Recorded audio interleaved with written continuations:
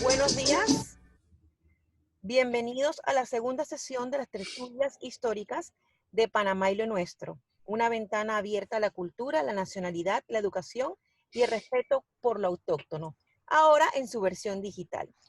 Quiero hablarles antes un poquito del origen del programa, el cual se originó en el año 1963 con el nombre El Nuevo Panamá y lo Nuestro.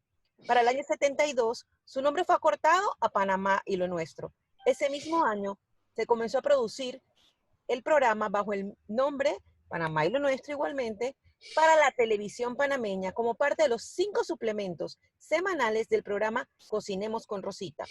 Este se presentaba los días jueves de cada semana, día en el que tradicionalmente se acostumbraba a preparar comida típica en los hogares y restaurantes de nuestro país.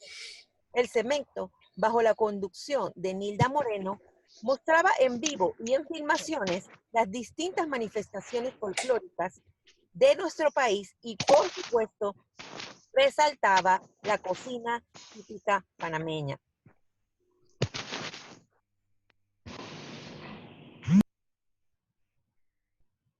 Además, durante el año 1983 al 1985, Panamá y lo Nuestro publicaba artículos en la entonces reconocida TV Guía bajo el título Notas del Folclor. Durante los años del 86 al 89, Panamá y lo Nuestro se separó del programa de cocina y comenzó a formar parte de la programación regular de TVN Canal 2, de lunes a viernes por un espacio de 30 minutos.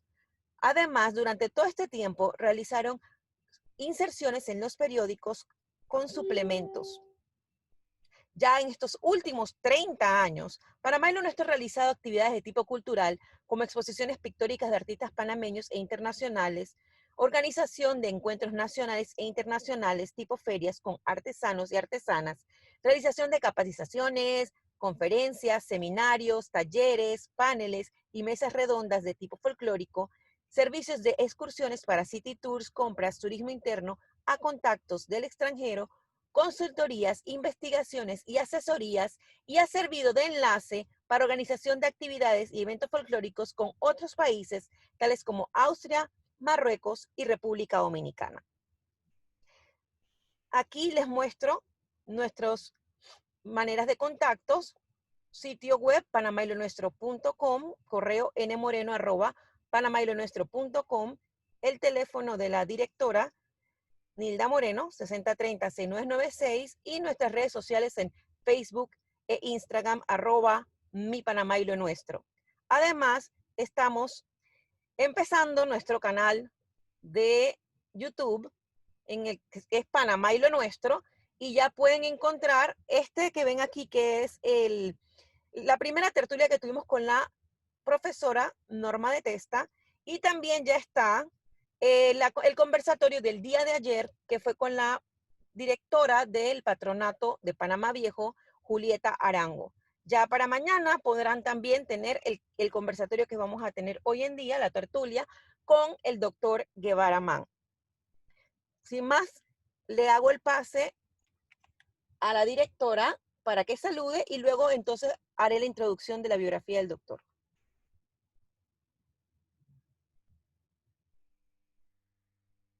Nilda.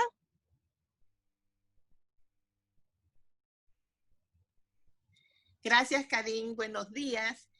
Nuevamente, pero muy buenos días a todos los que nos están escuchando, a los que están participando, a los que hoy quieren honrar en ese cumpleaños la conmemoración de un año más, 501 años de nuestra existencia para la Fundación de Panamá la Vieja. es importante que nosotros podamos conocer esa historia de 5 veces centenaria hoy con un invitado de lujo, un invitado que quiero mucho y que la verdad es que él, cuando yo dije que era el doctor Carlos Guevara Mann, todo el mundo me ha dicho, Nilda, qué lujo, qué especialidad. Y la verdad es que en Panamá lo nuestro tratamos de que lo que vamos a presentar sea de mucho orgullo panameño y de mucha calidad. Para mí es un verdadero honor tener hoy al doctor Carlos Guevara Mann, un reconocido historiador, un político, una persona panameña que lleva en sus fibras todo ese sentimiento patriótico, todo ese detalle y ese sello de panameñidad. Me Gracias, permito Carlos Guevara, entonces, por estar nosotros. Así que me les permito damos el pase a Cadín para hacer la biografía de nuestro invitado especial del día de hoy. Desde ya digo que es una biografía muy corta porque la vida del doctor, pues contarla en tan corto tiempo es imposible, diría yo.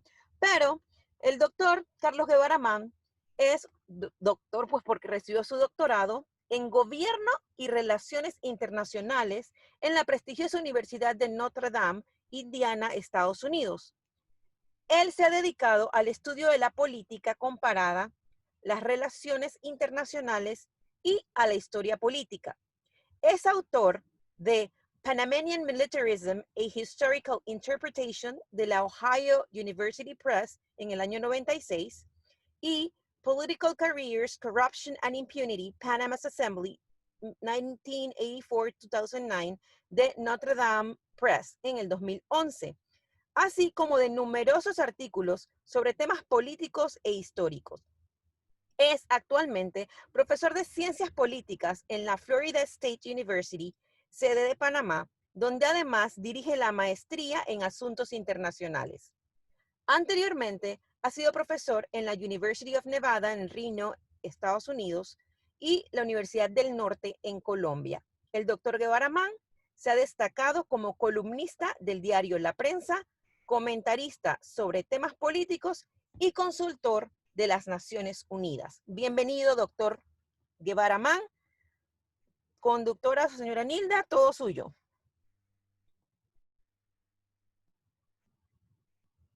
No sé, el audio. Bueno, exacto, ya. Hoy 14 celebramos de antemano, ¿verdad?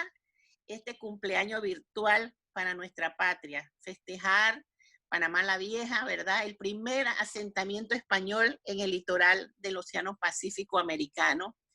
Y con ellos, pues, tenemos a nuestro invitado, como ya se los presenté, Carlos Guevara Mann.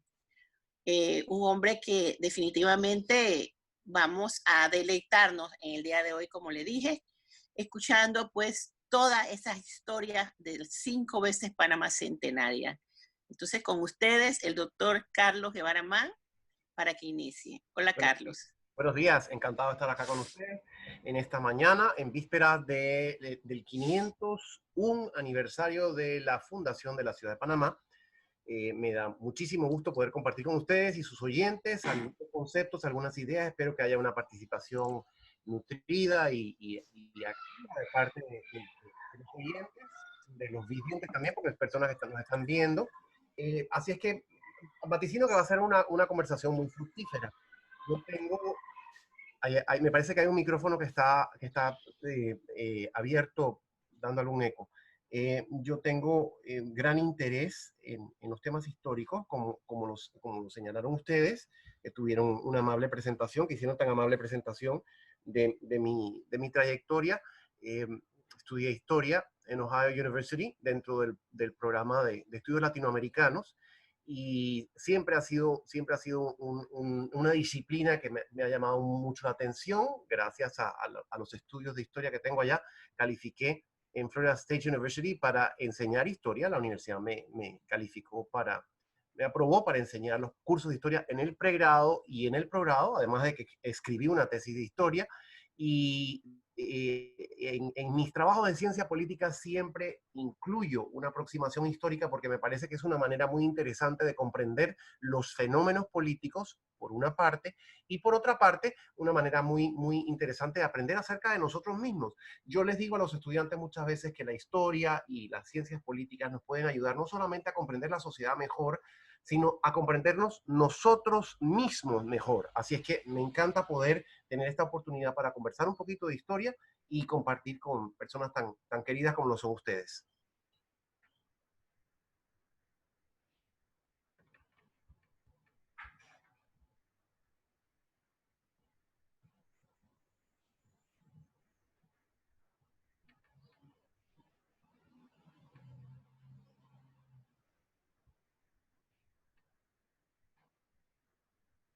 Tienes el micrófono apagado, Nilda. Sí, yo tratando de, y ahora sí. Y ahora, perfecto. No Bien. sé, continuamos con un diálogo. Es la mejor manera de... Estamos iniciándote, Carlos, y para todos los que quieran estar participando, los que están participando también pueden preguntar. Sí. ¿Cuándo y por qué motivo, Carlos, se funda la ciudad de Panamá? Muy bien, perfecto. Una pregunta interesantísima. La fecha de fundación de Panamá es el 15 de agosto de 1519. Es la fecha que normalmente se toma como fecha de fundación de nuestra ciudad. No se ha encontrado todavía el acta de fundación, y esto es un asunto importante. Las ciudades españolas, esto debemos tenerlo muy presente. A partir de la dominación española, la fundación de ciudades se convirtió en una de las actividades principales de los conquistadores y los administradores españoles. La fundación, una actividad fundamental, era parte de la dominación española, era parte de la estrategia o del estilo de dominación de España. Y así vemos que se le daba gran formalidad a la fundación de ciudades. Muchas de ellas no, todas las ciudades españolas tenían un acta de fundación y todas las ciudades españolas eran planificadas de acuerdo con un formato muy precisamente establecido por la corona española. Y ese fue el caso de Panamá. El aspecto interesante, o quizás el aspecto, lo que falta en el caso de Panamá es que no ha aparecido el acta de fundación, no se ha encontrado, perdón, pero los relatos históricos de los conquistadores dan como fecha cierta de fundación de la ciudad de Panamá el 15 de agosto de 1519. ¿A qué responde? Esa otra parte de la pregunta de Nilda es muy importante. ¿A qué responde de Panamá? Quien ha hecho estudios de este tipo muy avanzados y muy interesantes, muy recomendables, por cierto, entre otros, el doctor Alfredo Castillero Calvo, y recomiendo con mucho provecho la lectura de su obra.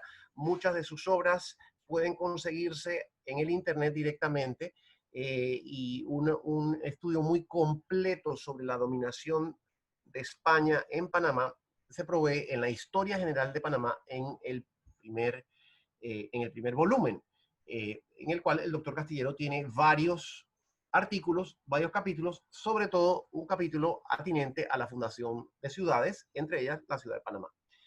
La ciudad de Panamá, la fundación de Panamá en 1519 responde a la visión española de extender su dominio hacia otras regiones, otras latitudes de las que ya tenían noticia los conquistadores en Sudamérica, por una parte.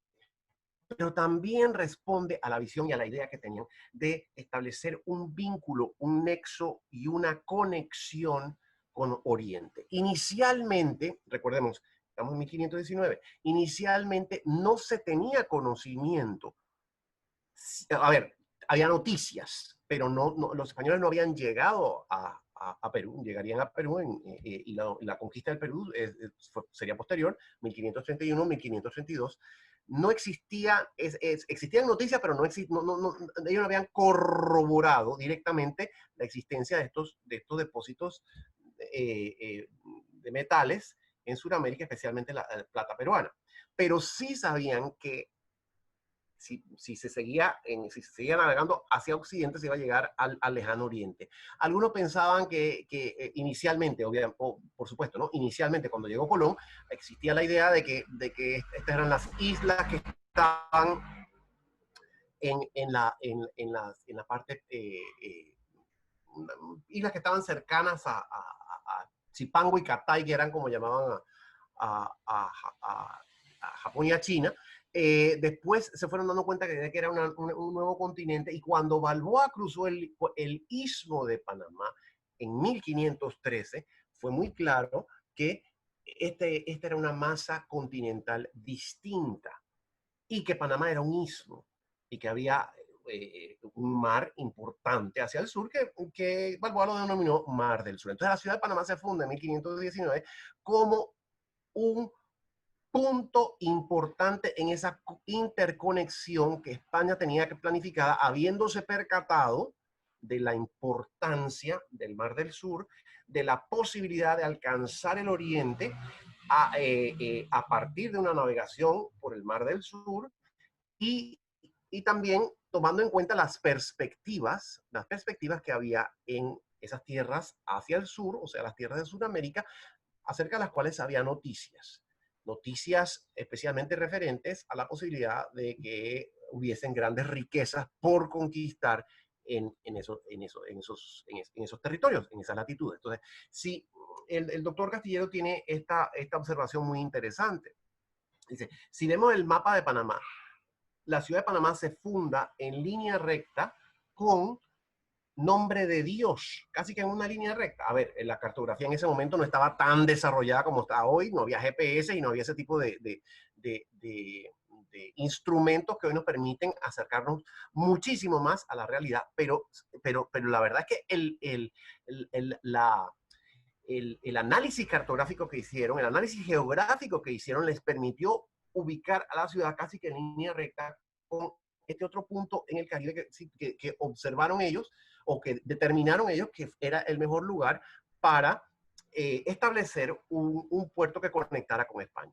Se dieron cuenta de que Panamá era un istmo y que ese istmo había que cruzarlo de forma tal que se pudiese unir el Mar del Sur con el Mar Caribe y el Océano Atlántico. Que Panamá era, la localización de la ciudad de Panamá estaba en línea recta con un punto ideal en el Mar Caribe, que era inicialmente el nombre de Dios, y que este establecimiento de la ciudad de Panamá sobre el litoral pacífico del continente americano era instrumental, crucial e importantísimo para esos planes de dominación, de hegemonía y de interconexión verdaderamente global que los españoles ya habían forjado. Esto, como digo, en 1519. Así es que hay que ver esto no solamente como la fundación de una ciudad para establecer una sede de un gobierno español que dominara el área circundante. Evidentemente que era eso, claro que sí. Panamá fue sede de gobierno desde sus inicios, desde que se trasladó el gobierno español desde Santa María de la Antigua hacia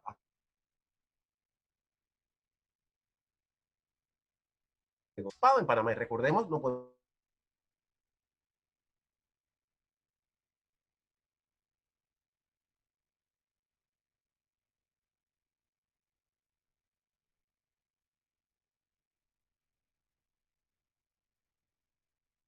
desde muy temprano, y además de una estructura eclesiástica.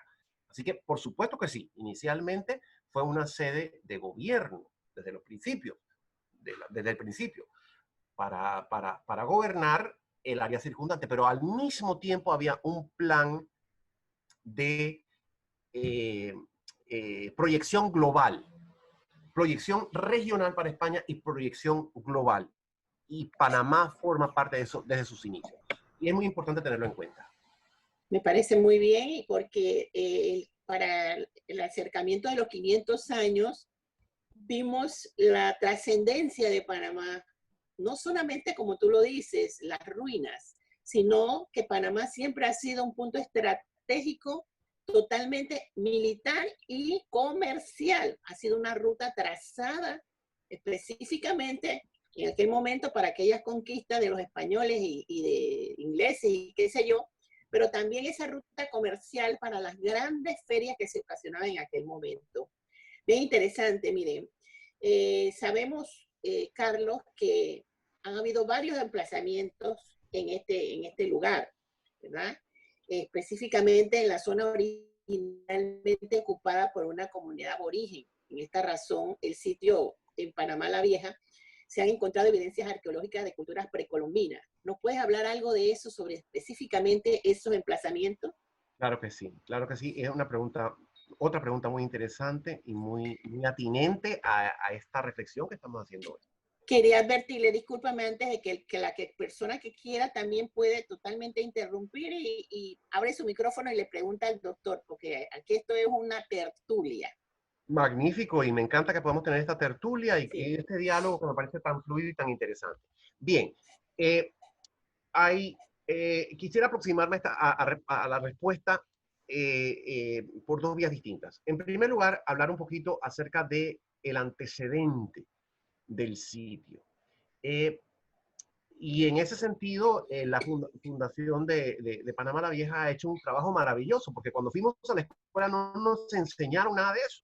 Nos enseñaron que ahí llegaron españoles y que, bueno, que había un caserío de indios, pero que sobre ese caserío se fundó la ciudad de Panamá y no había mucho abundamiento sobre esa temática.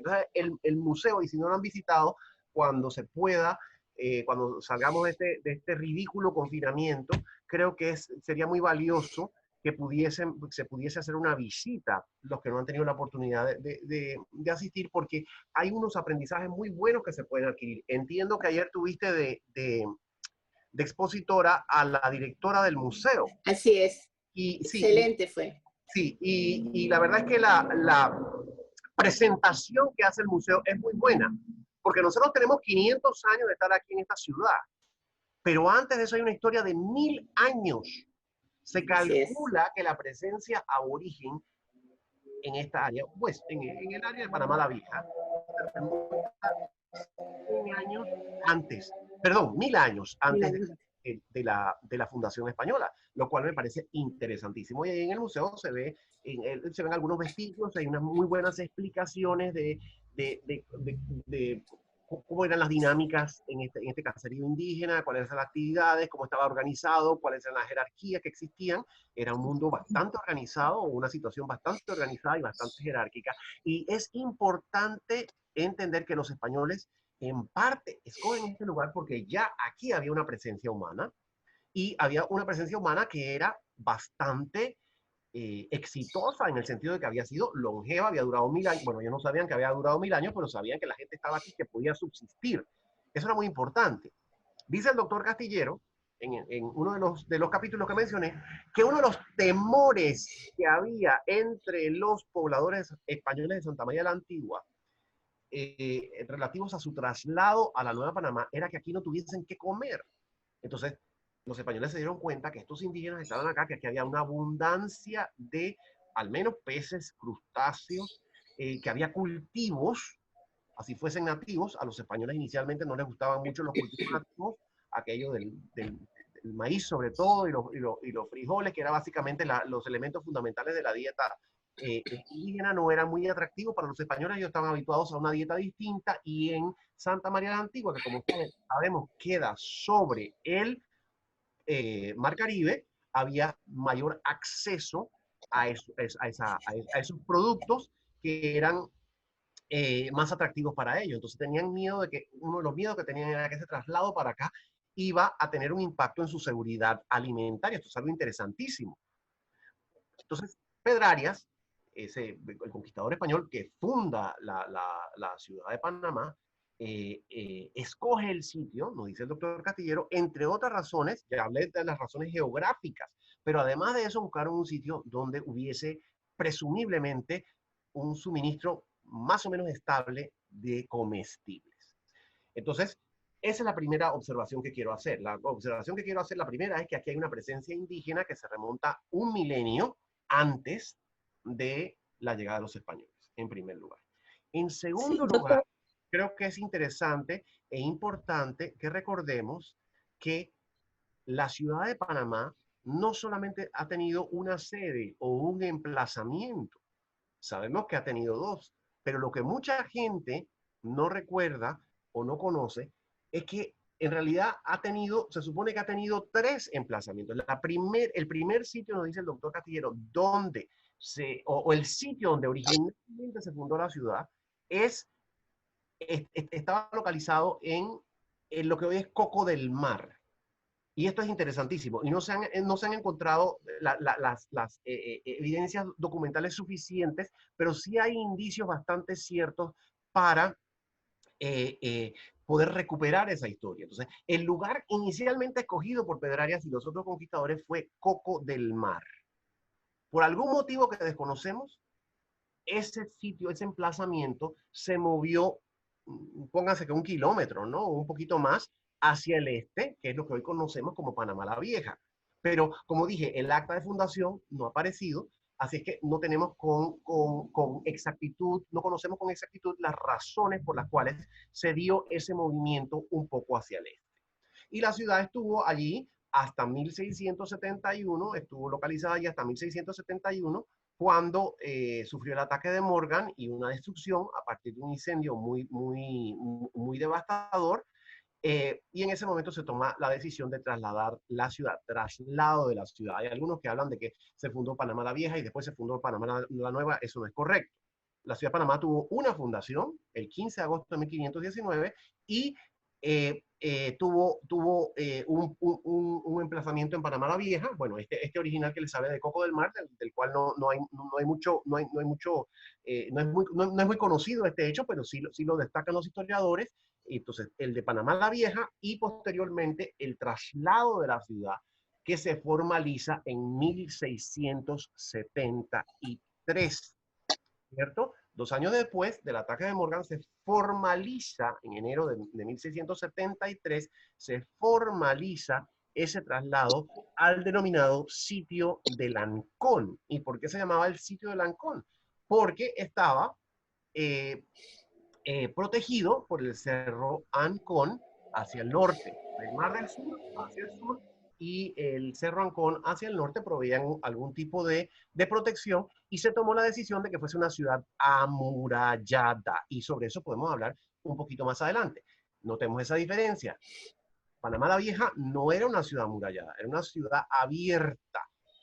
Tenía hacia el norte unas llanuras que fueron por donde entraron los piratas y que permitió o que facilitó, digamos, su toma y el saqueo por parte de los piratas. Entonces, es que la ciudad nueva, la nueva Panamá, a donde se trasladó la ciudad en 1673, iba a ser una ciudad amurallada. Entonces, ese recinto, el recinto de San Felipe, es un recinto amurallado. La muralla se perdió, la destruyeron a mediados del siglo 19, quedan un par de vestigios, sobre todo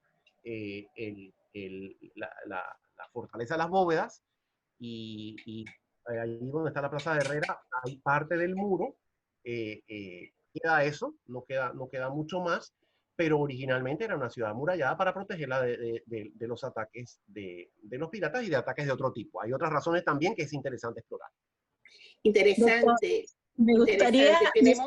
Tenemos una pregunta, Markelda, pero antes de eso solamente quería abonar un poquito que para ese entonces en la fundación de Panamá la Vieja, había una ciudad que, o sea, Panamá se le llamaba muy noble y muy leal ciudad de Panamá en aquel momento, y mantenía una real cédula, que fue cuando recibe en 1521, el 15 de septiembre, el título de ciudad. Esto, por supuesto, también tenía un escudo de armas conferido por Carlos I de España y su lema oficial, muy noble y muy leal ciudad de Panamá. La licenciada Markelda de Herrera necesita solamente abrir su micrófono y entonces puedes hacer la pregunta, Markelda. Gracias. Sí, buenos días. Agradecer al doctor Carlos Guevara Mann por permitirnos esta tertulia histórica. Un poco, doctor, si nos ha dado tantos elementos importantes, un poco hacer una especie de clasificación o cómo usted dividiría la evolución de lo que ha sido la ciudad de Panamá desde sus orígenes. Cómo no, con mucho gusto. Como dije antes, hay una etapa precolombina que es muy importante y que nunca debemos descontar o nunca debemos dejar de lado. Yo creo que es importante que incorporemos ese pasado precolombino a nuestro estudio de la historia porque nos permiten un mejor entendimiento, una mejor comprensión de nuestra realidad. O sea, los españoles no fundaron la ciudad de cero. Había algo aquí antes y ese algo tenía una trayectoria de 1000 años. Ellos estuvieron aquí más tiempo de lo que hemos estado nosotros, los indígenas, ¿no? Durante unos 1000 años. Los indígenas pertenecían a la cultura cueva. La cultura cueva era una cultura que predominaba en el Istmo de Panamá aproximadamente desde donde está de Chame, el área de la punta de Chame, hacia el este, hasta Darién e inclusive parte de Colombia, de lo que hoy es Colombia, que era el Darién histórico. El Darién histórico llegaba hasta el río Atrato, por cierto, por una usurpación colombiana en el siglo XIX nos quitaron esa parte, pero el territorio panameño históricamente llegaba hasta el río Atrato. Esas son las capitulaciones del siglo, según lo que lo indican las capitulaciones del siglo XVI, firmada por la corona con los españoles, y la cultura cueva abarcaba esa extensión geográfica que he mencionado, desde Chame hasta Darién. Entonces, los indígenas que estaban en Panamá en ese momento pertenecían a la cultura cueva. Esta es una cultura que desapareció. La cultura cueva desapareció a partir del contacto con los españoles. Y esto es un asunto importante que lo tengamos en cuenta. Es un asunto evidentemente trágico, es uno de los aspectos, de los tantos aspectos trágicos de la conquista y dominación europea de América. Básicamente la cultura cueva se extinguió a partir del contagio con enfermedades. Ahora estamos viviendo una pandemia y sabemos lo que son los efectos de la pandemia. Entonces los indígenas de América que habían estado separados por miles de años de los otros grupos humanos en el viejo mundo no tenían inmunidades a enfermedades que traían, no conocían enfermedades que traían una simple influenza, una simple gripe, y otras enfermedades más graves como el sarampión o la viruela causaron estragos entre la población autóctona americana. Eso en primera instancia. Además de eso, los maltratos, la guerra, la esclavización de los pueblos indígenas, que a pesar de que estaba prohibida por la corona desde sus inicios, los conquistadores españoles sí la impusieron, sí impusieron la esclavitud a los pueblos indígenas, a pesar, como dije, que estaba prohibido. Entonces, esta fue una cultura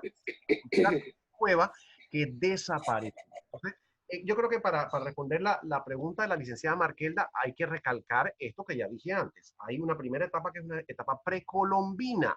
Esa etapa precolombina no tiene registros documentales porque los indígenas los de acá por lo menos no conocieron la escritura, ¿cierto? Pero no por ello quiere decir que no existió.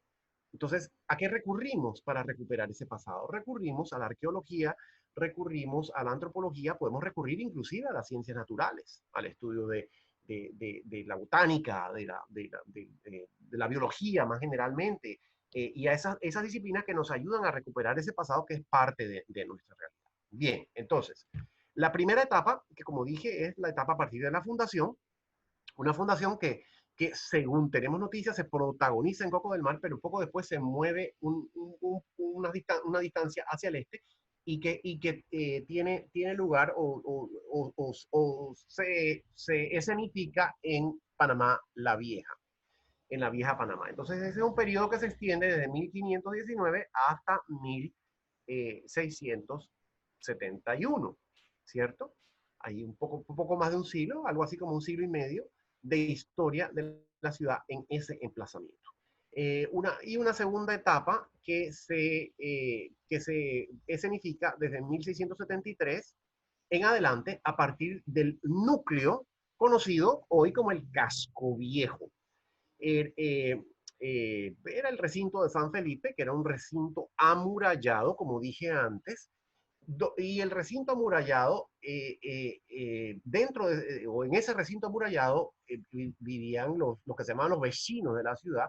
Recuerden ustedes que la sociedad española era la sociedad española en América, en España también obviamente, pero en América sobre todo era una sociedad sumamente jerarquizada, sumamente estratificada. Entonces, se consideraba que las personas de cierto nivel eran las que pertenecían a los sectores, a los estratos superiores, y esos eran los que debían vivir en la ciudad propiamente. Así que se hizo una división, se hizo una planificación muy cuidadosa también. Recuerden ustedes lo que dije al principio, la planificación de ciudades, o la fundación de ciudades, el establecimiento de ciudades, era algo muy importante y muy formal en el esquema de dominación española. Y la ciudad de Panamá siguió ese esquema a la perfección, tanto en su primer emplazamiento en Panamá la Vieja como en su segundo emplazamiento en el sitio de Lancón. Así que, ven ustedes lo han visto. Cuando han estado en el casco viejo, hay un patrón ajedrezado, ¿no? Un patrón como de tablero de ajedrez para el diseño y la organización de la ciudad. Y en el centro, por supuesto, está la plaza como un punto de reunión. Es un aspecto muy sensato, muy lógico, un espacio abierto en el centro para que se reúna la comunidad. Y alrededor de esa plaza están localizadas las principales edificaciones, que son símbolos del poder. En primera instancia, la catedral siempre tiene el solar principal o el espacio principal de la plaza, la catedral, símbolo de la estructura religiosa, la organización religiosa. Recordemos que la dominación española estaba muy vinculada a la Iglesia Católica, que la monarquía española era una monarquía católica que defendía la religión católica. La Iglesia Católica apoyaba enteramente a la monarquía. Había una confluencia de intereses entre ambas. Y, perdón, que está pasando un carro de bomberos o algo así, disculpen el ruido.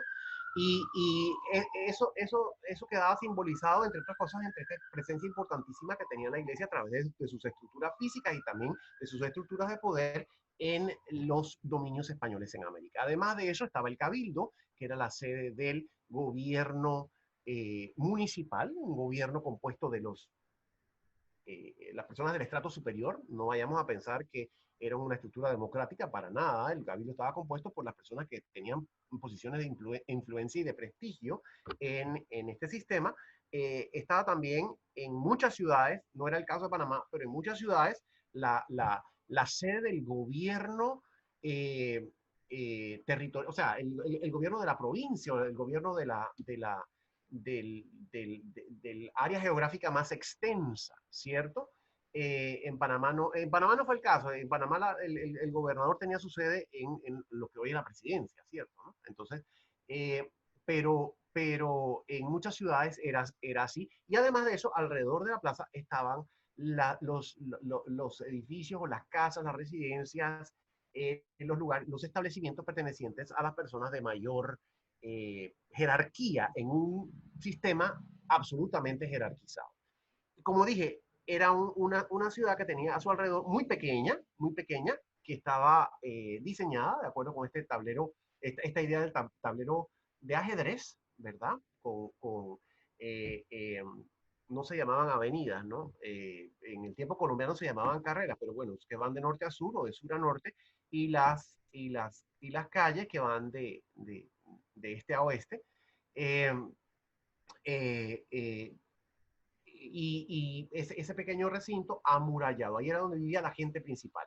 Pero la gente principal no podía subsistir sola.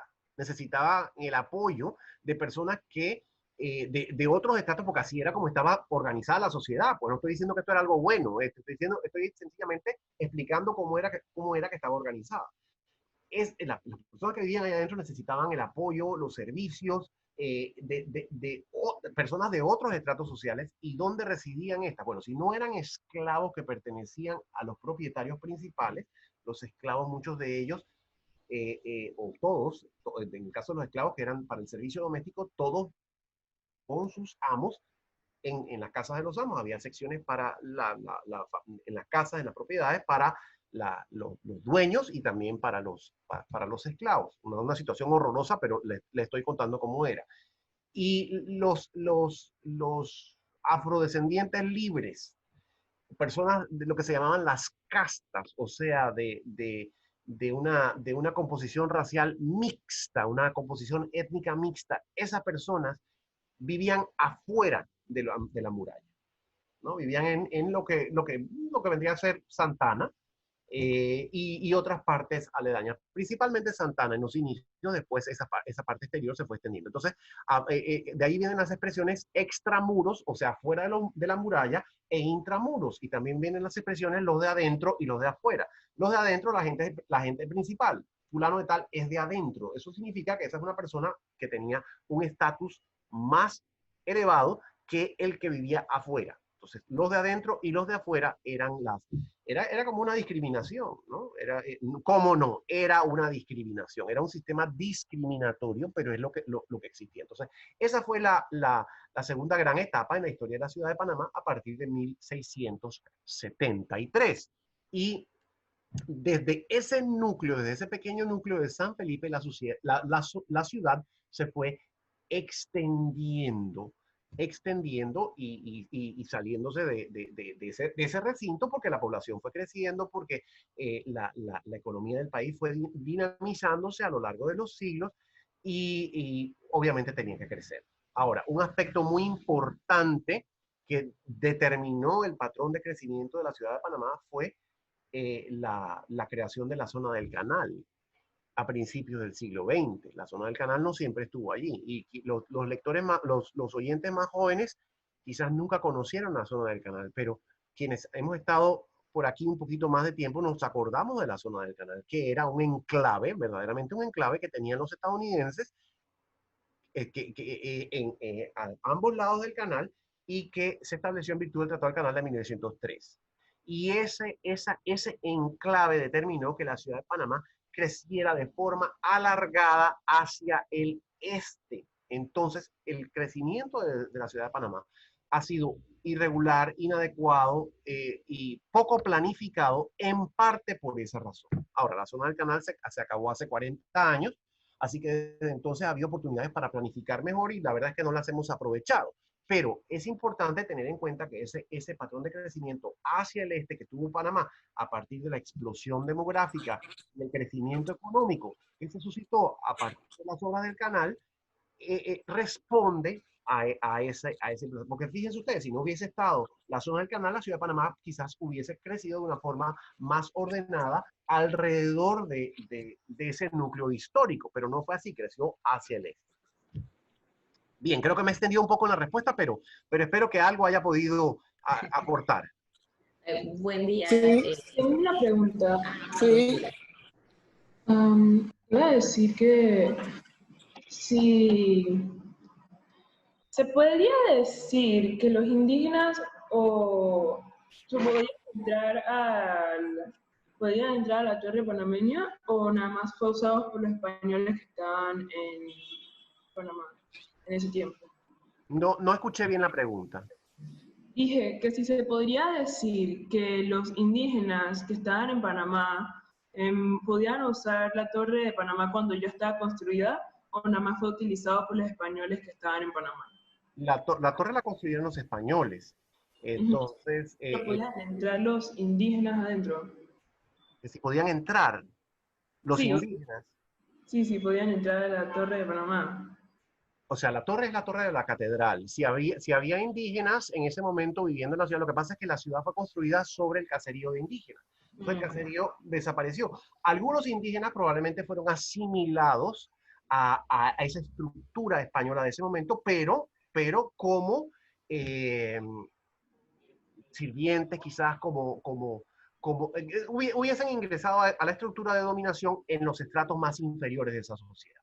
Es probable que si había indígenas en ese momento, si subsistieron, porque recuerden que les mencioné que muchos de ellos fallecieron, muchos de ellos murieron, y la cultura cueva desapareció, a las iglesias los indígenas hubiesen podido entrar, exactamente, si quedaran. Pero la verdad es que, como dije, esa fue una cultura que desapareció, y el caserío también fue reemplazado por una ciudad española. Entonces son dos periodos distintos.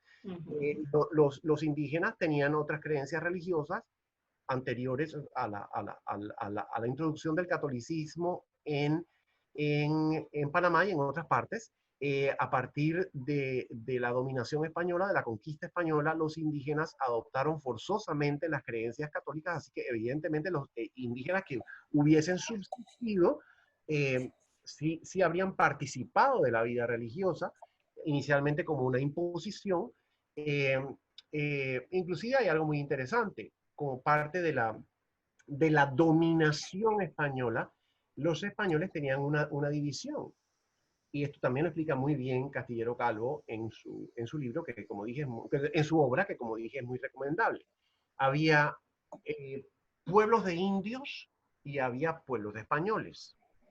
Los españoles eran fundados de acuerdo con las formalidades que exigía la corona de Castilla, y eran lugares donde básicamente, bueno, obviamente que vivían muchas otras personas también, pero era donde estaban preferentemente los españoles y sus descendientes en América, que se llamaban criollos. Pero también había pueblos de indios. ¿Y cuáles eran los pueblos de indios? Eran lugares donde los españoles trataban de congregar a los indígenas, especialmente para adoctrinarlos. Se llamaba así, se llamaba la doctrina de indios. Y la doctrina de indios era un sistema mediante el cual se nombraba a un sacerdote, a un cura, y se organizaba o se reunía a una población indígena en un pueblo y se trataba de catequizarlos y también de que rindieran algún servicio o algún, se llamaba tributo, pues algún servicio a las poblaciones españolas de la cerca.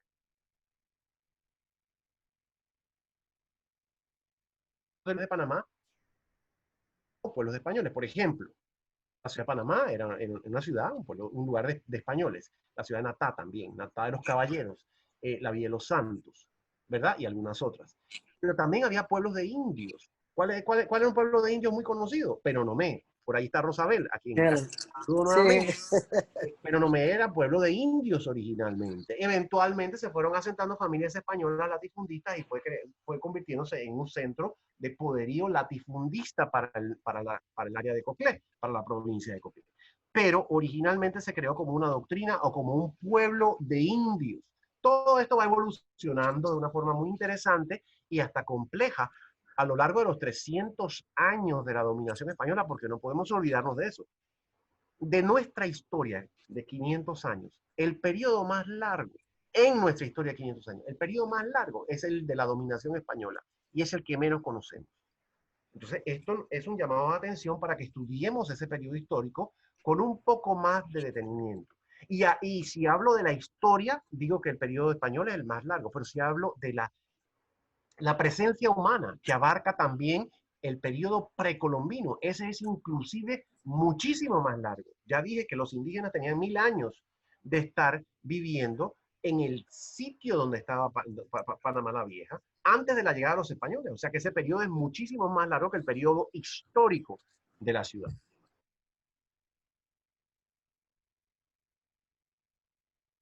Buenos días, doctor. Muy contenta con sus exposiciones y sigo en ese trazo que usted conlleva con respecto a los grupos indígenas. Y a veces se desconoce dentro de lo que es una población ya adulta y menos los jóvenes con respecto a esos primeros grupos indígenas que integran nuestro territorio. Y ahí quisiera que me aclarara un poquito con respecto a los cuevas, que es de mucha importancia para nosotros, que son los primeros, pero hay una distorsión histórica con que desaparecieron para algunos y para otros señalan que se fusionó con los grupos indígenas de Costa Rica, con los grupos indígenas de Colombia, y que esto conllevó entonces totalmente a establecer otros grupos dentro de nuestro país. Quisiera saber dentro de lo que es el contexto histórico de estos grupos, de este grupo que es tan importante para nosotros y que se desconoce bastante sobre ello, ¿qué es en realidad, ¿no? Esa unificación o esa incorporación con otros grupos de otros países o simplemente desaparecieron de nuestro territorio. Muchas gracias por la pregunta. Yapsia Serrano, mucho gusto. Muchas gracias por su pregunta. Y yo creo que es sumamente, y lo recalco, sumamente importante que conozcamos esto. En ese sentido, quiero también referir a los amables oyentes a esa gran obra que dirigió el doctor Castillero que se llama La Historia General de Panamá.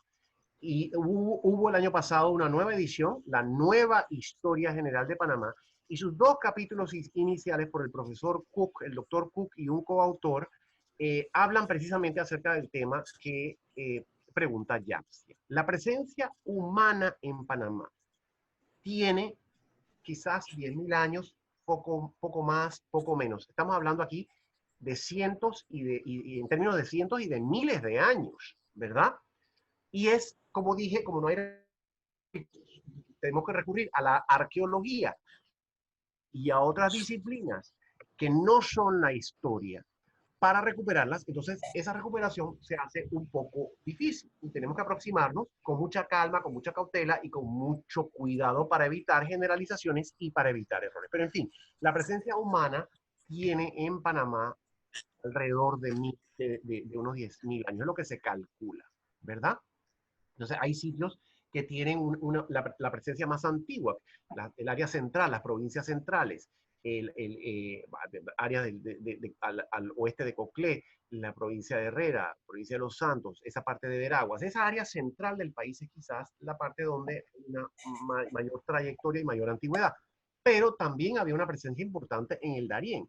Un asunto muy interesante, del cual nos olvidamos, pero que quizás no sabemos, es que a la llegada de los españoles había tal población en Darién que el paisaje era un paisaje no era de una selva densa, para nada, era un paisaje de áreas cultivables a partir de la cultura de la tala y de la quema. Esa es la cultura agrícola de los pueblos indígenas del Nuevo Mundo.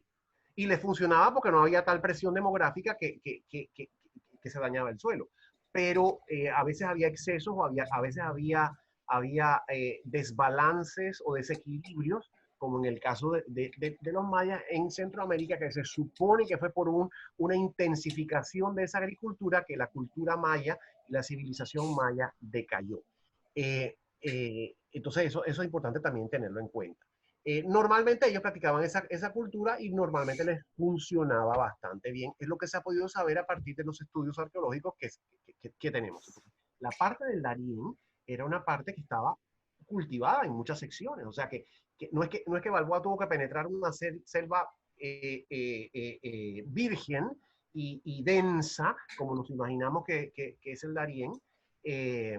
Ya mucho de eso se ha perdido también. Yo voy con frecuencia a la provincia del Darién y ya mucho de eso se ha perdido, pero la imagen que tenemos del Darién es de una selva impenetrable y muy densa. Esa no era la situación cuando llegaron los españoles, porque había una presencia indígena importante. Entonces, esto es interesante tenerlo en cuenta. Había, Muy bien. como dije, una presencia de la cultura cueva, aproximadamente de donde está el distrito de Chame hacia el este, y hacia el oeste había otros pueblos que estaban, otras culturas, otros pueblos indígenas que estaban vinculados con pueblos indígenas de Centroamérica, de Costa Rica y demás. Se supone, y yo no soy experto en este sentido, pero se supone que las etnias Nave y Bugle son quizás las más antiguas que hay en territorio panameño y que están aquí desde antes de la presencia española. En términos de los cuevas, como dije, lastimosamente se extinguieron por una vez que se dio el contacto por razón de las enfermedades y del maltrato de los españoles. Entonces, toda esa parte quedó básicamente deshabitada de indígenas. Muchos también, no es que no queda nada en nuestro ADN, porque también hubo una mezcla entre españoles e indígenas de la etnia o de la cultura cueva. Sí hubo una mezcla, sí hubo oportunidad de que hubiese una mezcla, así que es posible que en el ADN, en el genoma panameño quede algo de eso, por supuesto que sí, pero en los 100 años posteriores a la llegada de los españoles, ya esa cultura cueva había dejado de existir. Entonces, ¿qué pasó? Como el Darién se despobló de indígenas, y el Darién también sufrió el traslado de las poblaciones, básicamente Santa María de la Antigua, algunas otras que mandó a fundar Pedrarias, incluyendo Acla, que es por la costa de San Blas. Como esa parte del país o esa parte del istmo se vio provista de población indígena por el exterminio y población española porque el traslado del centro de poder se hizo a la ciudad de Panamá. Esa área quedó básicamente deshabitada. Entonces, ¿qué ocurrió? La vegetación, que es muy, muy prolífica y muy abundante y muy resiliente, quizás es la palabra que estoy buscando, en el trópico, recuperó toda esta parte. Eventualmente, se calcula que hacia finales del siglo XVII comenzaron algunas migraciones de pueblos indígenas procedentes de lo que hoy es Colombia.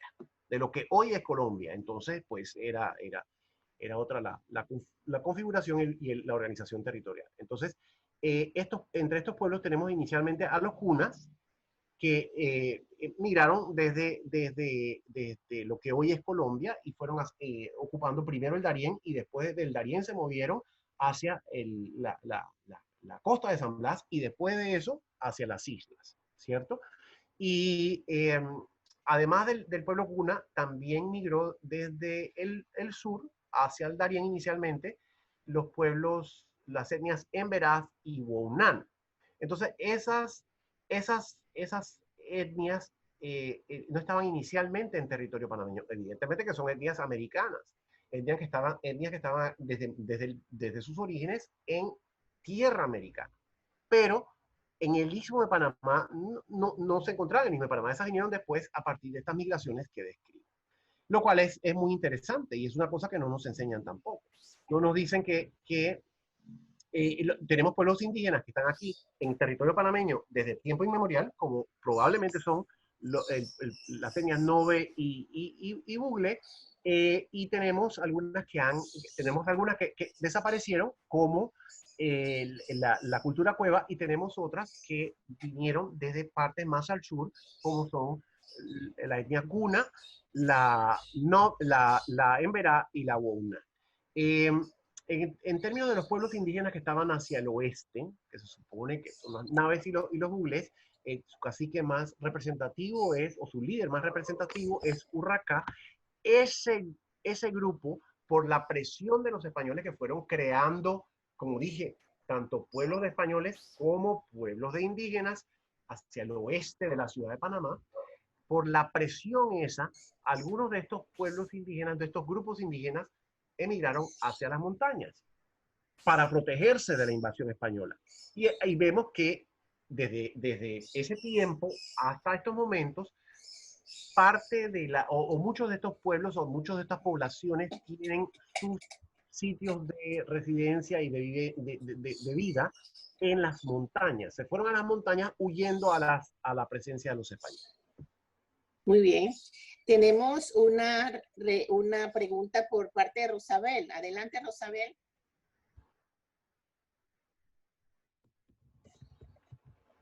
Hola, Rosabel.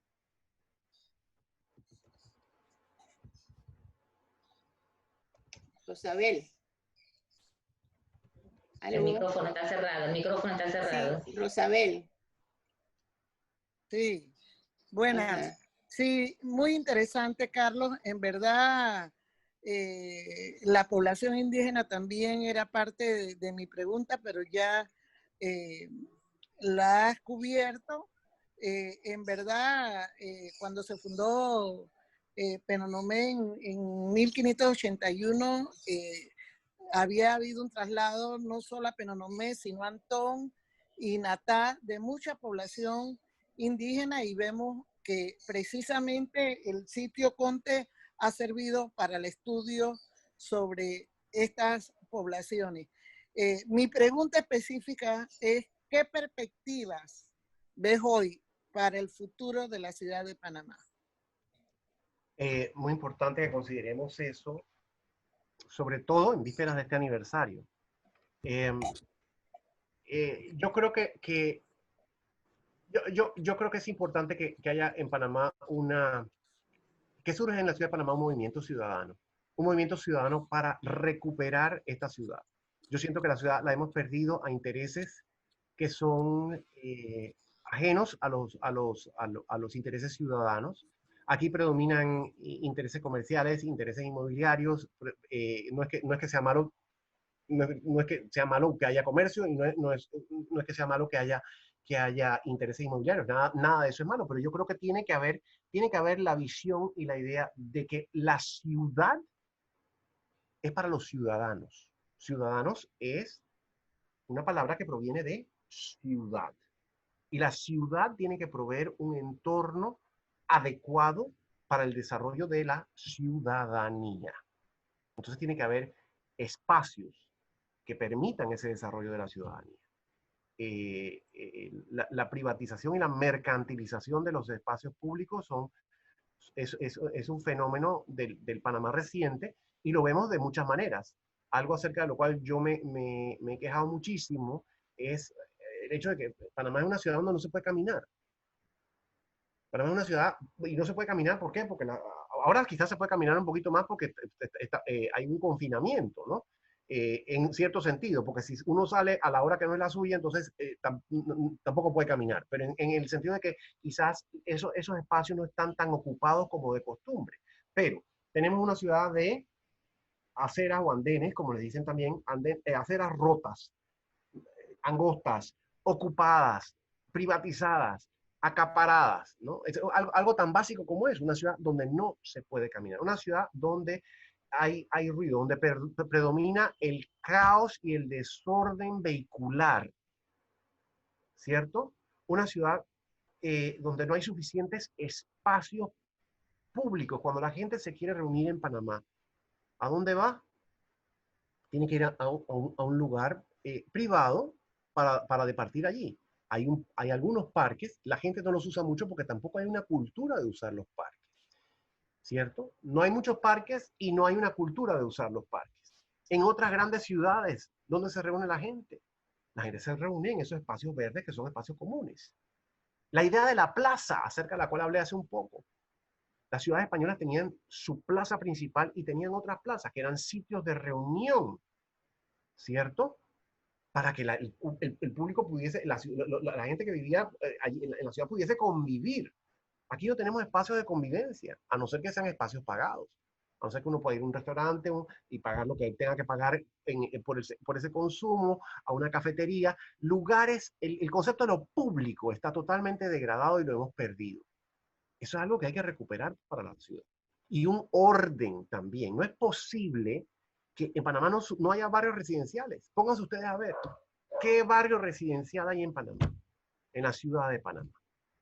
Hay barrios residenciales totalmente adulterados porque se permite que haya abarrotería, porque se permite que haya negocio, porque se permite que haya escuela. Y no es que yo me oponga a la actividad comercial para nada, si la necesitamos, yo soy el primero que clama por la apertura de las actividades comerciales para salir de esta crisis en que nos han metido. Pero tiene que haber un orden.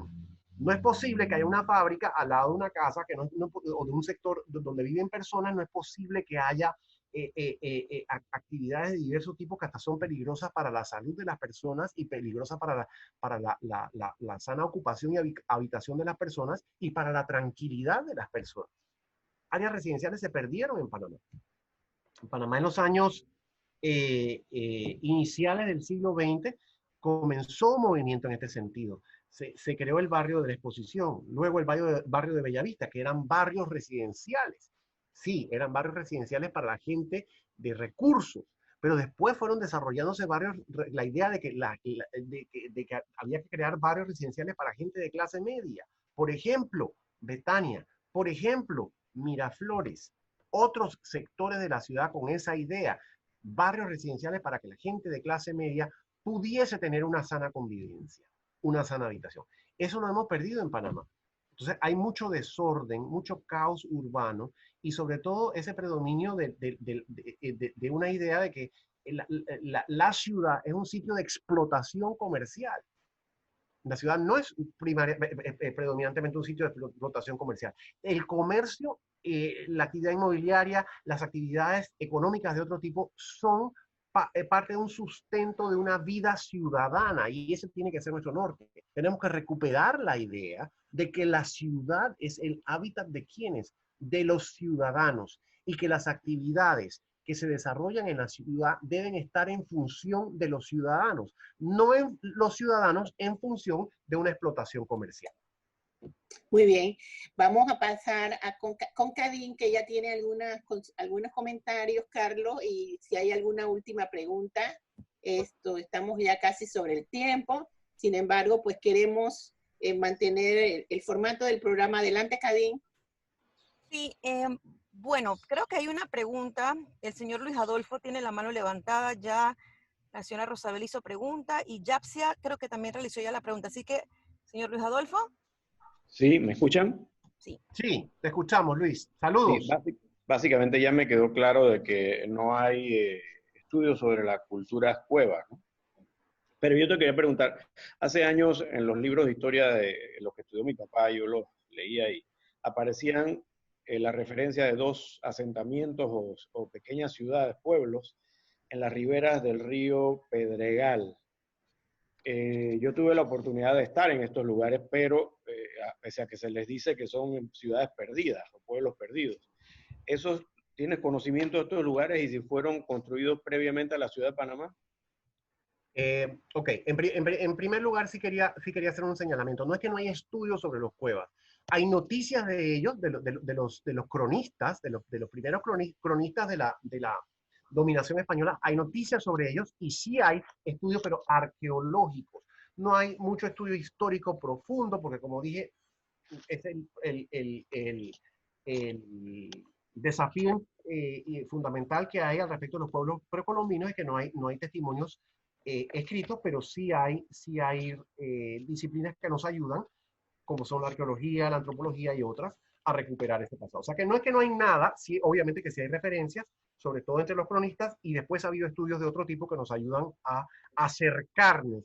Todavía falta mucho por aprender acerca de esos pueblos, pero de esa cultura, pero nos ayuda por lo menos a acercarnos.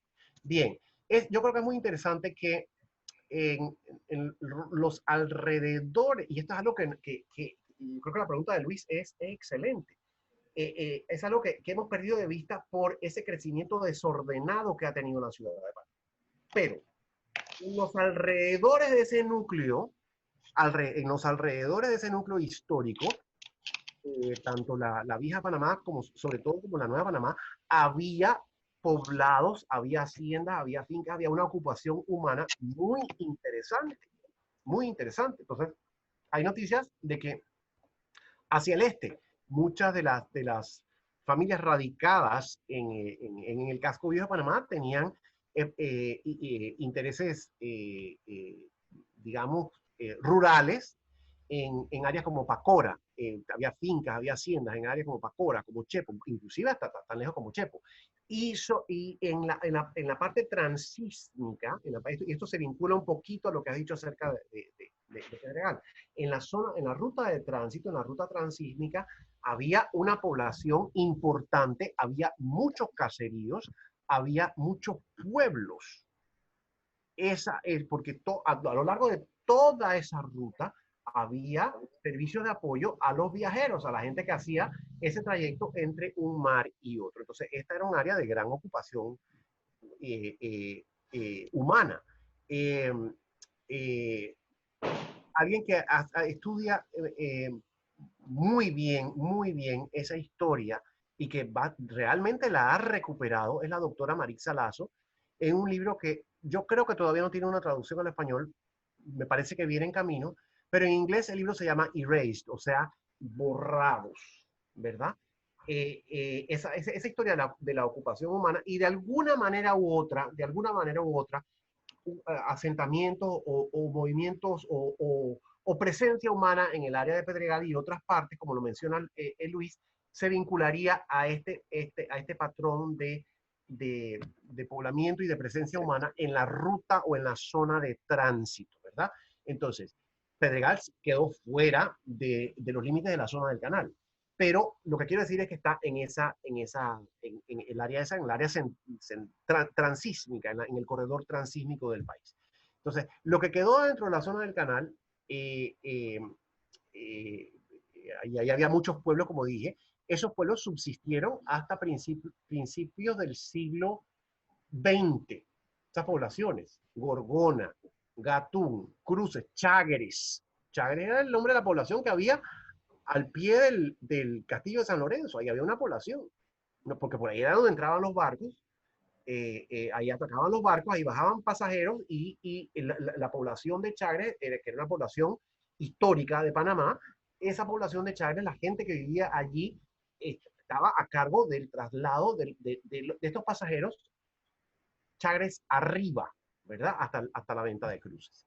Entonces, estas poblaciones desaparecieron entre 1914 y 1916 por su expulsión por parte de los estadounidenses. Y el argumento que presenta de forma muy sustentada y con muchas evidencias la doctora Lazo es que no era necesario evacuarlos por razones de seguridad o por inundación. Era sencillamente una política que Estados Unidos implantó en esa parte basada en una aproximación racista a su dominación en Panamá, a la idea de que esta era una población que se escapaba a sus parámetros y que ellos no podían controlar, así que era mejor salir de esa gente.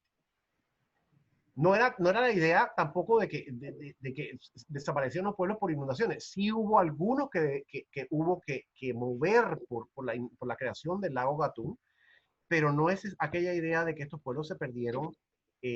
Algunos evidentemente sí, ¿no? Algunos asentamientos humanos se perdieron porque hubo inundación, sobre todo cuando se creó el lago Gatún, pero la mayoría, arguye la doctora Lazo, no fueron evacuados por esta razón.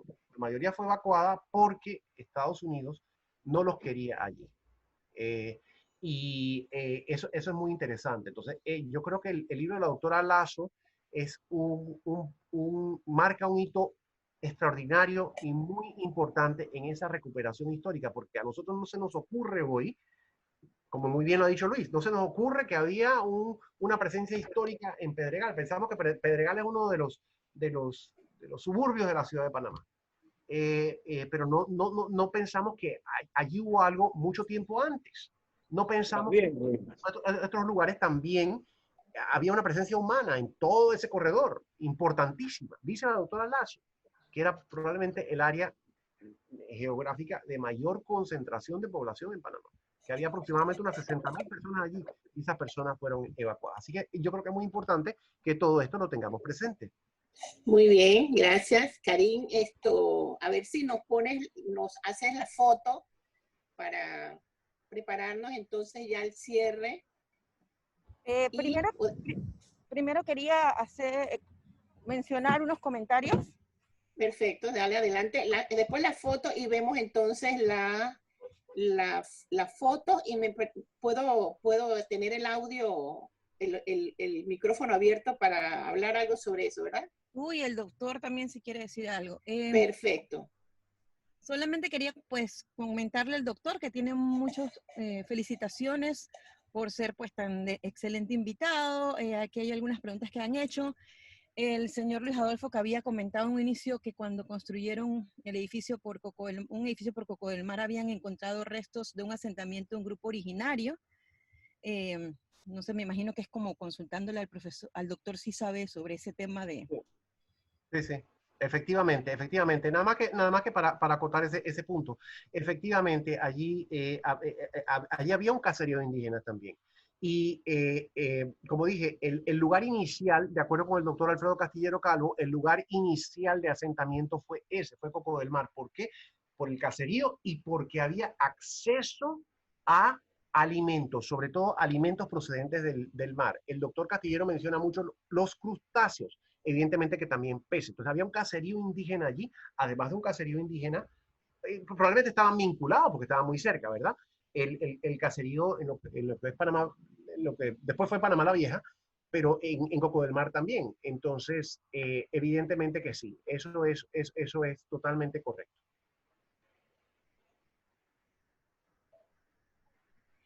Perfecto, y aquí le dan felicitaciones por su presentación de lujo, y que bueno, definitivamente están de acuerdo con usted que nuestra ciudad necesita la organización de los ciudadanos para vivir sanamente y agradablemente, y que el Ministerio de Educación debería ser quien se recupere nuestra historia, básicamente, pues, a través de las escuelas y de las bases, para que los que vienen tengan más conocimiento de la historia. Claro que sí. Entonces voy a compartir. La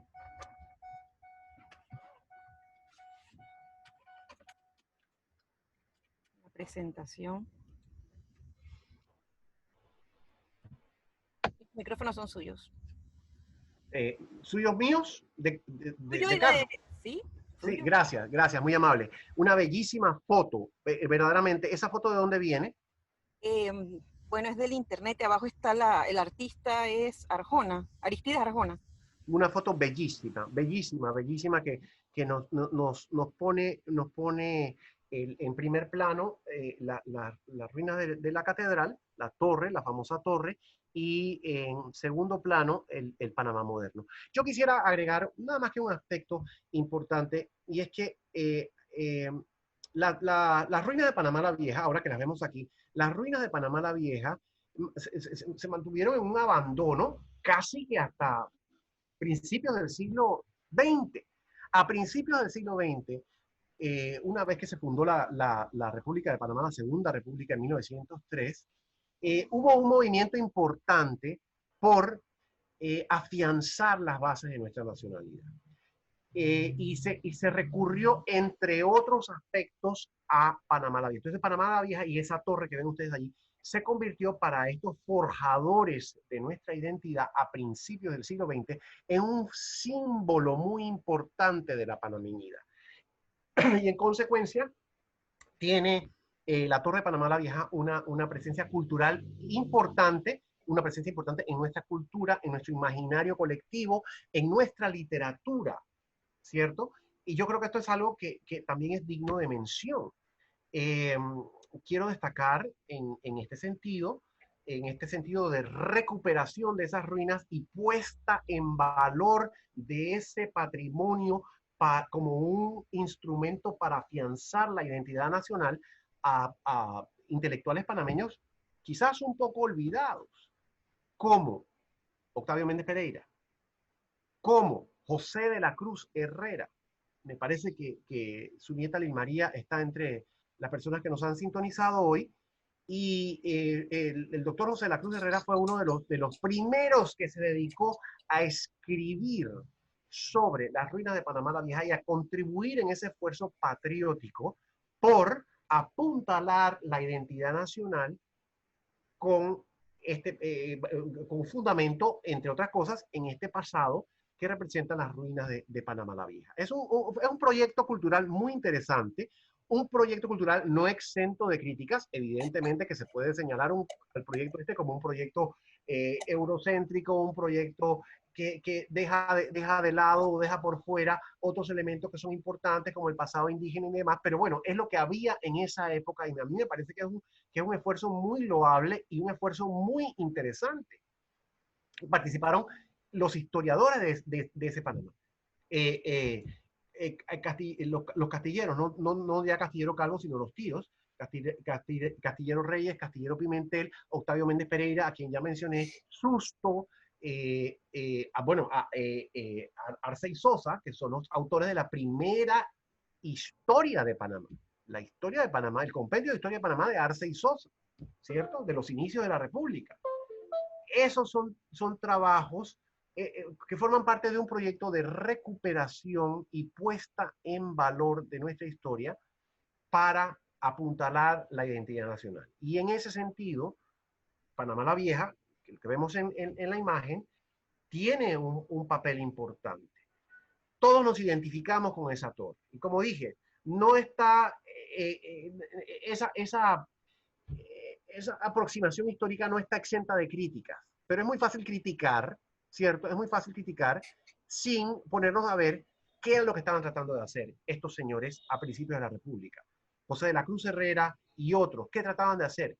Fortalecer la identidad nacional en un momento en que Panamá necesitaba eso, porque Panamá estaba asediada por un lado por Estados Unidos, que nos avasallaba y nos dominaba, y por otro lado por otras repúblicas americanas que nos consideran una creación ficticia de Estados Unidos, lo cual no es cierto. Entonces, estos panameños dicen, no, nosotros tenemos una historia que se remonta muchísimos años, una historia más antigua que quizás cualquier otra nación u otra república de tierra firme americana. Nuestra ciudad, la ciudad de Panamá, es la primera que se fundó sobre el litoral pacífico.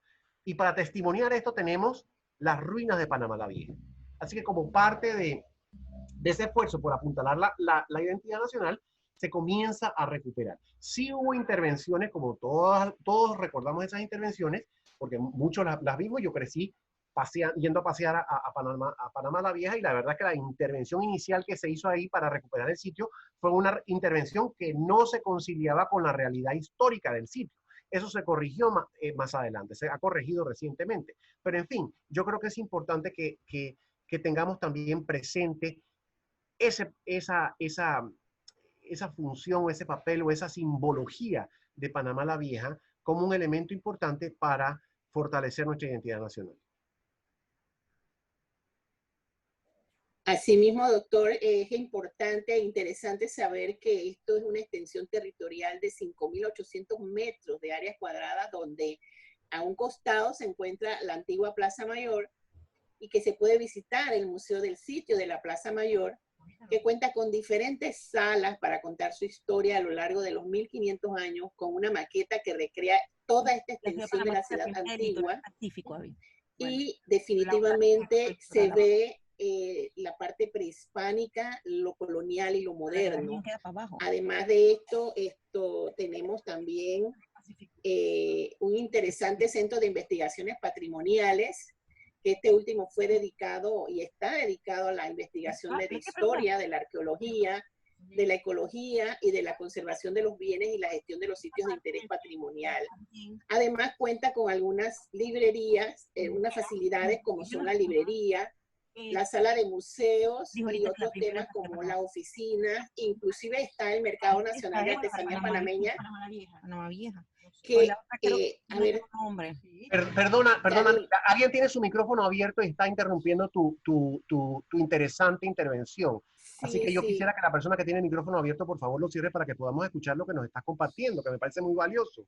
Sí, esto decía pues que ahorita, ayer por lo menos vimos que recientemente en las medidas del COVID, que estábamos conversando en el día de ayer con Julieta Arango, la presidenta del patronato, nos decía que ellos ya están listos, ya están trabajando, que ojalá que ellos pudieran entrar no en el quinto bloque, sino en lo que se acercara un poquito más, porque ellos están listos. Y uno de lo que más me llamó la atención es exactamente eso, que el museo, tanto como el centro de investigaciones, las facilidades que tiene la sala de los museos y otras partes como la librería, tiene muchas áreas de espacio para el tema del confinamiento, ¿verdad? Y el del alejamiento, que ellos no se van a sentir así tan confinados, sino que en algunos momentos la gente se puede recrear y pueda salir. Ellos están hablando de ahora ya no entrar como comprábamos los boletos antes, sino que hacerlo de manera por cita y de manera digital. Y que pudieran ser 100 personas por cada hora. Los horarios también van a estar regulados. Sería bien interesante que ustedes puedan entrar al canal YouTube y buscar las medidas del COVID con Julieta Arango en el día de ayer en el programa de Panamá y lo Nuestro. Así que ahora nos vamos a la foto. Kadin, si estás lista, para entonces ya cerrar con este gran aplauso de pie para nuestro invitado especial de hoy. Kadin.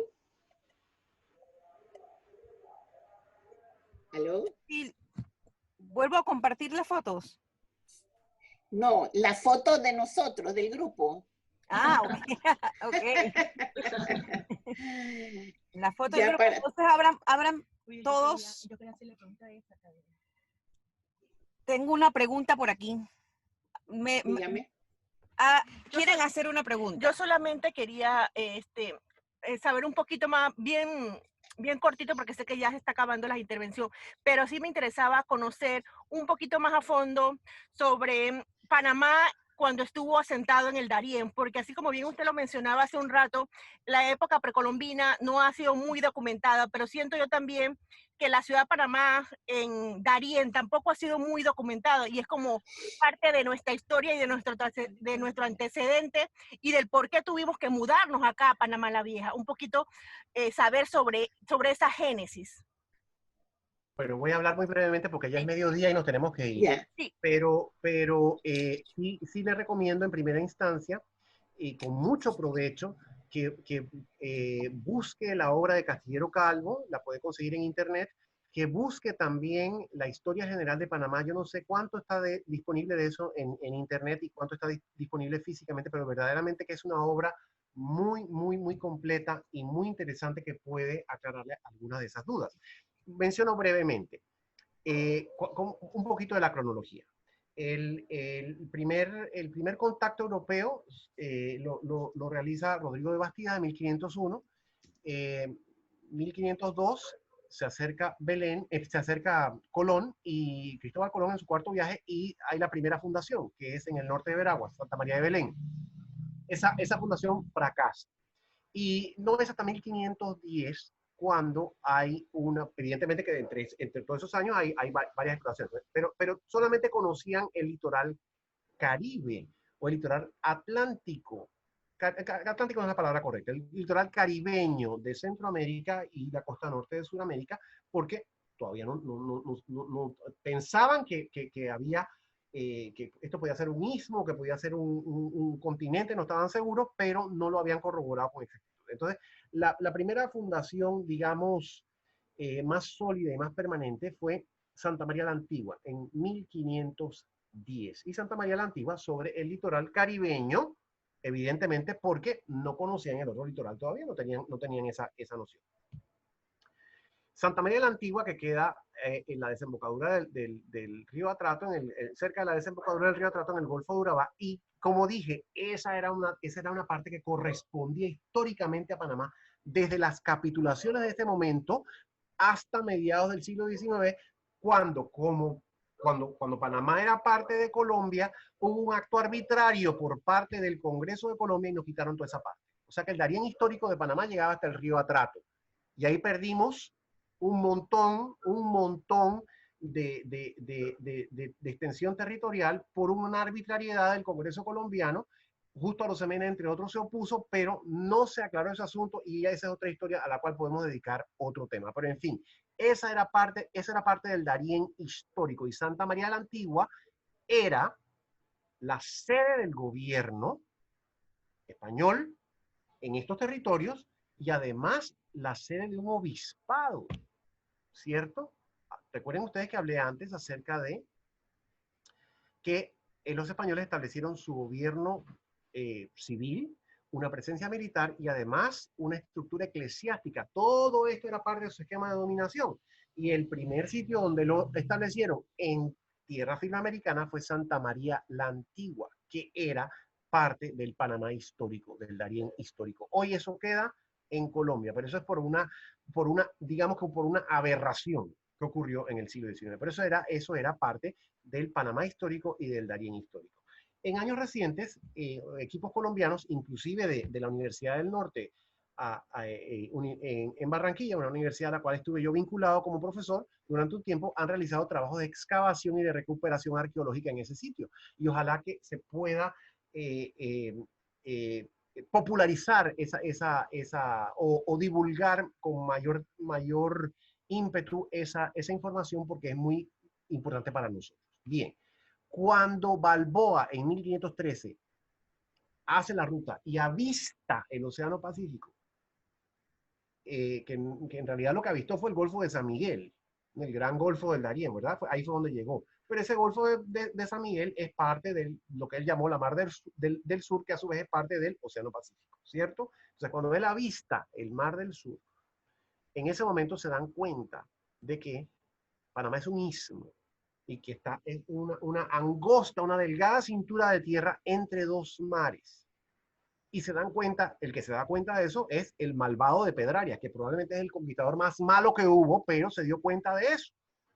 Y dice, nada, esto es un istmo Y nosotros tenemos que, para la dominación española y para afianzar el control de España sobre este mar, sobre estos territorios, para poder proceder a la conquista de otros territorios en el sur, donde nos hablan de riquezas fabulosas, y para poder conseguir una ruta cierta hacia el oriente, nosotros necesitamos una presencia sobre este mar, el mar del sur, o sea, el Pacífico. Y allí es cuando se decide fundar la ciudad de Panamá en 1519. Note usted los pocos años que transcurren entre el avistamiento del Mar del Sur por Balboa en 1513 y la fundación de Panamá en 1519. Se dieron cuenta muy rápido de que era importante tener una presencia.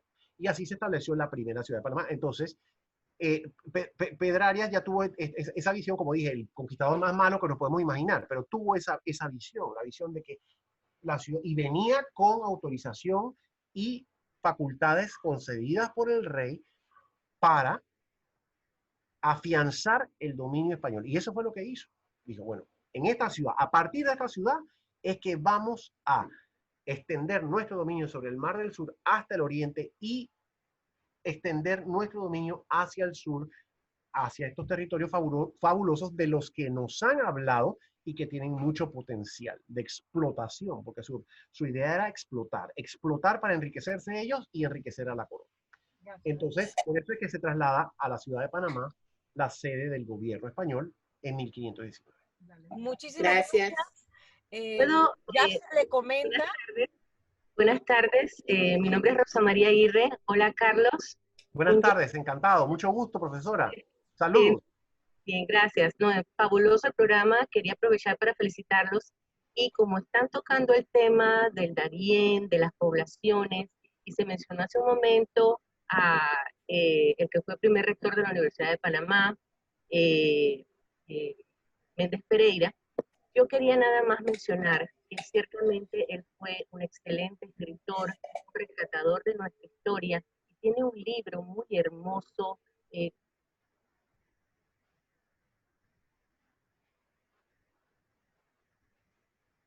No se le escucha, Rosa María. El libro de Octavio Méndez Pereira se llama El Tesoro del Dabaibe, y es la historia de cómo llega Vasco Núñez de Balboa a Panamá y cómo descubre el Océano Pacífico, y obviamente guiado por los indígenas. Entonces, podría eso darnos algunas luces, ¿no?, del tema este que se está tratando. Muchas gracias y felicitaciones. Claro que sí, exactamente. Esto conecta con lo que mencioné antes. Hay que tomar en cuenta que hay elementos que no son enteramente históricos en esa obra de Méndez Pereira, pero no por ello dejar de consultarla, como lo ha dicho usted, además de que es una obra literaria de gran valor, porque como bien nos señala la profesora Rosa María, el doctor Méndez Pereira era un hombre de una cultura vastísima que aportó a través de, o que aportó directamente a la preparación de sus textos, y muchos de ellos han llegado hasta nuestros días y tienen un gran valor literario, como dije yo. La parte histórica quizás no es exactamente fidedigna. Para la parte histórica yo sí recomendaría mejor la Nueva Historia General de Panamá, pero evidentemente para la parte cultural, el doctor Méndez Pereira es una referencia obligada, así que le agradezco mucho a la profesora Rosa María la mención que ha hecho. Muchísimas gracias. Solo quería comentar pues que Jepsia nos dice que ojalá que los estudiantes de nuestro país pudieran aprovechar estos espacios de aprendizaje, y creo que abriendo las cámaras nos podemos unir al comentario de Rosabel de darle un aplauso de pie, no solo a la organizadora, sino a, por supuesto, al profesor Carlos Guevara Mann, que nos ha llenado de tantos conocimientos, como siempre, con una habilidad muy interesante y muy atractiva, que pienso que es la manera de enseñar la historia, ¿no? Como si fuese un cuento interesante, pero que fue verdad.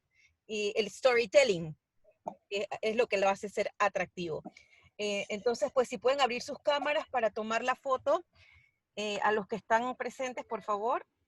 Hola, buenas. Sí.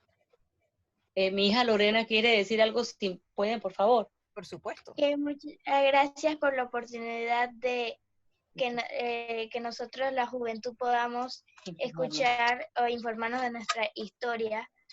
Y gracias a usted, profesora Nilda y profesor Carlos.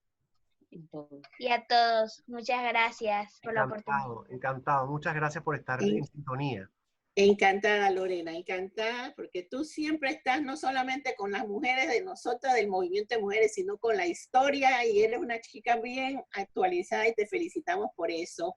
Entonces, Kadin, si nos preparamos y tomas la foto, pues con esto quiero decirles pues que para nosotros ha sido, la verdad que wow, profesor, que usted nos ha llevado desde la ciudad antigua, nos llevó para el Darién, nos llevó para el Golfo, nos llevó hasta todo lo que es la historia, viendo pues aquella motivación desde cuando se fundó nuestra ciudad, sus orígenes, sus emplazamientos, cómo ha evolucionado la ciudad, cuáles son las perspectivas para nuestro país, porque realmente ha dado consideraciones importantísimas.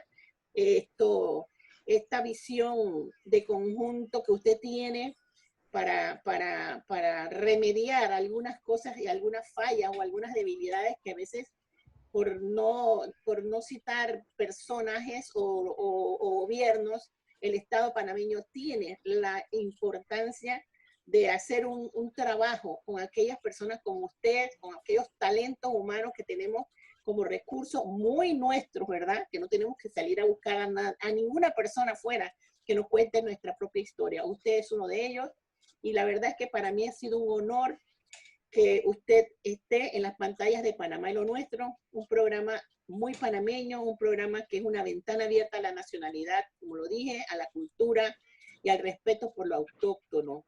Y esta vez, pues cumpliendo, cantándole el cumpleaños a nuestra Panamá la Vieja, a nuestra antigua ciudad, a ese monumento histórico desde 1976, donde la UNESCO en 2003 lo declaró como Patrimonio de la Humanidad.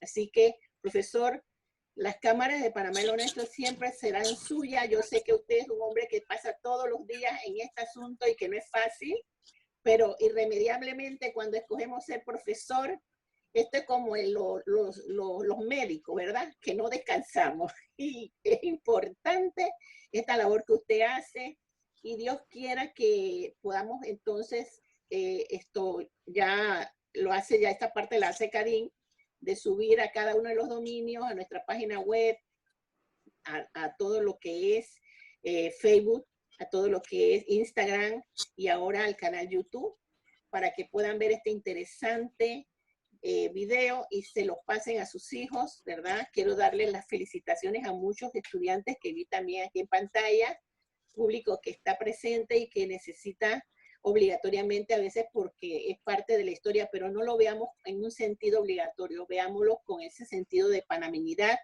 que nos obliga a veces a no pasar pena afuera, porque a veces tenemos la oportunidad de salir y más sabe la gente afuera que nosotros, y esto es un poquito desagradable. Entonces, estos espacios hay que aprovecharlos para eso. Profesor, muchas gracias, doctor Carlos Guevara Mann, un verdadero placer, y ahora sí, nos podemos retirar con todos los honores del día de hoy.